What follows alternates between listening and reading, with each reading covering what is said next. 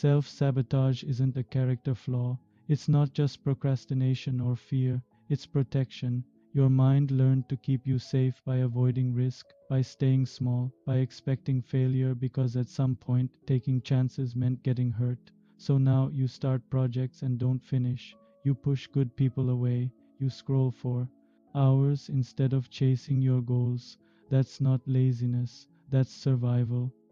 If this resonates, please write the word survival in the comments so I can see how many of us are struggling with this. Behind self-sabotage are wounds we never made peace with. Maybe you had parents who only showed love when you succeeded. Maybe you were told your feelings were too much. Maybe you failed once and never forgave yourself. So now, deep inside, there's a voice whispering, "You're not enough. Why even try?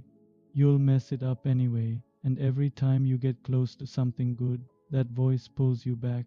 We make being single a bigger problem than dating. We make looking broke a bigger problem than being broke. Why? Because subconsciously we think we don't deserve love, we don't deserve money, we don't deserve happiness. So if you're struggling with self-sabotage, ask yourself, what do I not deserve? If you're watching this, you probably already have an idea. Something happened in your past. A person said or did something, and ever since then, you've been trying to fix it. My first instinct was always to work harder, hustle more, try harder next time. But there are no accidents, there are only lessons, and until you understand what lesson you're meant to learn, you'll keep repeating the same mistakes. I recently read a book called Emotional Agility and I couldn't put it down. Basically, the author says that most of our pain comes from the stories we tell ourselves about our past.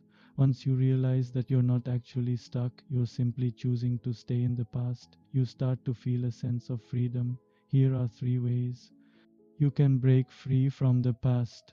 Number 1, drop the I always and I never.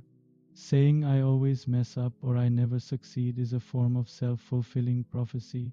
When you assume the worst is what you get. Instead, say I'm learning or I'm growing. Number 2, challenge your negative beliefs. If you think everyone leaves me, ask yourself, is that really true? Or how can I change that narrative? Number 3, embrace the power of yet. Susan Wojcicki, the CEO of YouTube, says she always writes "I haven't done it yet" when she fails to do something the first time.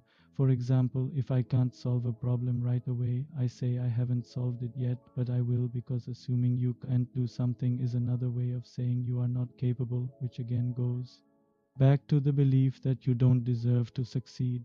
Now I want to play a little game.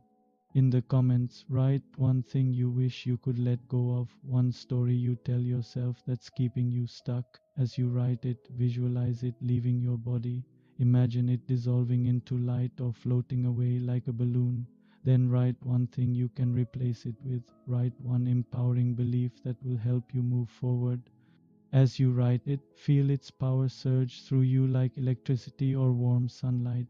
Let's help each other rewrite our stories. For example, my limiting belief was I'm not good enough, so I replaced it with I am becoming enough every day, or I am exactly where I am meant to be, or maybe people like me aren't supposed to do X. So I replaced it with I am capable of achieving anything I set my mind to, or there are no limits to what I can achieve.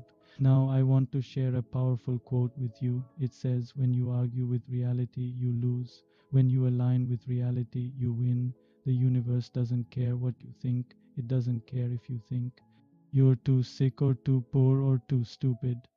It doesn't care what your mother told you. The universe will show you what you can become. But first, you have to stop fighting reality and start living it." Our thoughts create our reality, but our actions create our life. A lot of us spend way too much time overthinking things, planning things, worrying about things, fantasizing about things. But at the end of the day, the best way to prove your mind wrong is by doing what it doesn't believe is possible.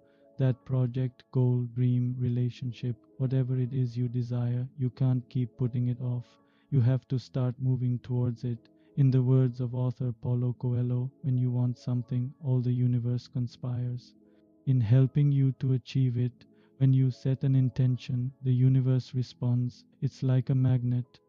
It is like you are sending a signal out into the cosmos and everything begins to shift in response to it. And the more aligned you are with your intention, the stronger the signal becomes. So if you want to break free from self-sabotage, start by dropping the I always and I never, challenge your negative beliefs and embrace the power of yet. Trust me, these small changes can make a world of difference. You're not broken. You're protecting yourself the only way you know how, but protection and healing are two different things. To break free, you don't need more hustle. You need to look at your pain with honesty and compassion. Ask yourself, where did I learn to fear happiness? Whose voice am I still hearing when I doubt myself? What do I believe I don't deserve? Healing starts with awareness, and it grows with forgiveness, not just for others, but for yourself. The moment you stop fighting your wounds and start listening to them, that's when you take your power back. Before we go, I want to leave you with a final thought. The universe has a funny way of balancing things out. For every dark cloud, there's a silver lining. For every obstacle, there's an opportunity. The trick is to look for it. If you can do that, you'll find that life has a way of working itself out. You don't have to force it, you just have to trust it. And the more you trust the process, the more you'll trust yourself. Thank you so much for watching. I hope this video has resonated with you. If it has, please write the word truth in the comments. I'd love to see how many of us are committed to living authentically. Sending you all so much love, and I'll see you soon.